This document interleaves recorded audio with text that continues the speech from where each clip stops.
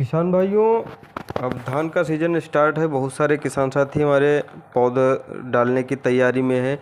तो इसमें बहुत से किसान साथी हमारे नई नई वैरायटियों के धान ढूंढते रहते हैं। तो उसमें किसान साथियों, जो भारत में अभी तक एक अच्छा रिकॉर्ड बनाए हुए जो हमारी वैरायटी है धान की, आज हम लोग उसके विषय में चर्चा करने वाले हैं। ये वैरायटी इतनी अच्छी रहती है, किसान साथियों को बहुत ही पसंद आती है, क्योंकि ये उत्पादन के मामले में कभी अभी तक किसी किसान को निराश नहीं की है। साथियों, बात करें इसमें सबसे कम लागत आने वाला धान हमारा यही है, क्योंकि इसमें बहुत से रोग हैं जो इसमें आते ही नहीं हैं।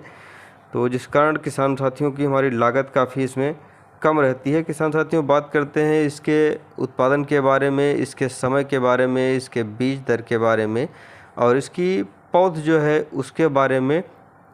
तो आज हम लोग बात कर रहे हैं जमुना पान 804 या फिर पान 804, क्योंकि ये जमुना कंपनी का पान 804 धान है। तो ये धान बहुत ही अच्छा है। अभी तक के रिकॉर्ड में बहुत सारे किसान साथी इसे पिछली बार थोड़े क्षेत्र में लगाए थे, इस बार काफ़ी बड़े क्षेत्र में लगाने वाले हैं, क्योंकि ये उत्पादन के मामले में किसानों को कभी निराश नहीं करता है। ये बहुत ही अच्छी वैरायटी है।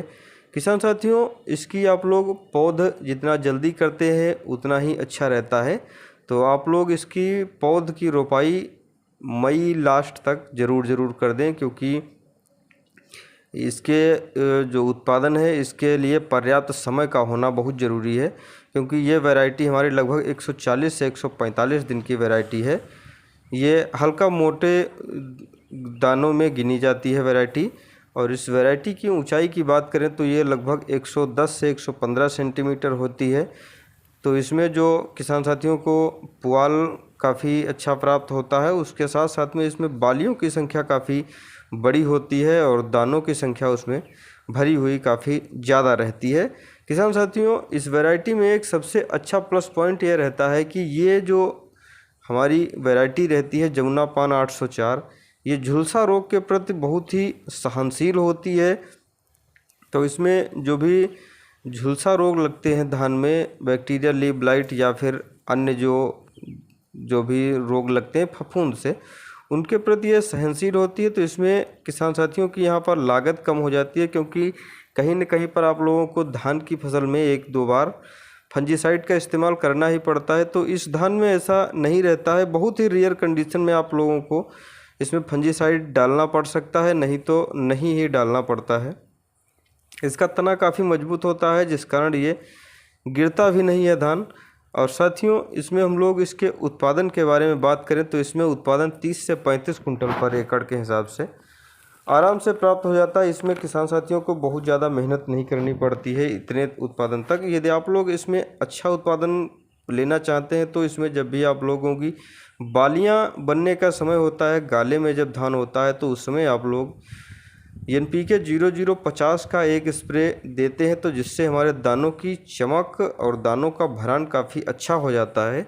तो आप लोगों को वहाँ पर एक चीज़ का ध्यान रखना है कि जब भी आप लोग NPK 0050 का छिड़काव कर रहे होते हैं तो उसमें बालियों की जो अवधि होती है, वो या तो बालियाँ हमारी हल्की हल्की खुल चुकी हों या फिर खुलनी स्टार्ट हो चुकी हों, उसके साथ में और उसके एक बार बाद में आप लोग इसमें रस चूसक कीड़ों की दवाई ज़रूर डालें, क्योंकि वहाँ पर कंडीशन ये होती है कि बालियों में दाने बनते तो हैं, मगर उसमें जो है बहुत से हमारे कीट बैठ करके इसमें दूधिया अवस्था में इसका दूध चूस लेते हैं, जिस कारण बालियों की संख्या काफ़ी लंबी देखने को मिलती है और बालियाँ हमारी भरी हुई देखने को मिलती है। मगर जब हम लोग इसकी फसल जब भी काट करके तैयार करते हैं तो उसमें हम लोगों को इसमें उत्पादन कम देखने को मिलता है। तो उसका मेन रीज़न ये रहता है कि दानों की संख्या तो बनी, मगर दानों में जो भी चावल का भरान होना चाहिए वो हमारा हुआ तो, मगर कीड़ों के कारण उसमें जो है दाने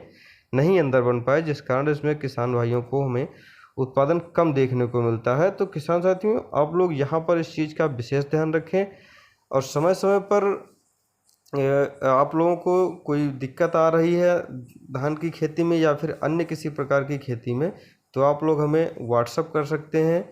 नंबर रहेगा 9598838866। धन्यवाद साथियों।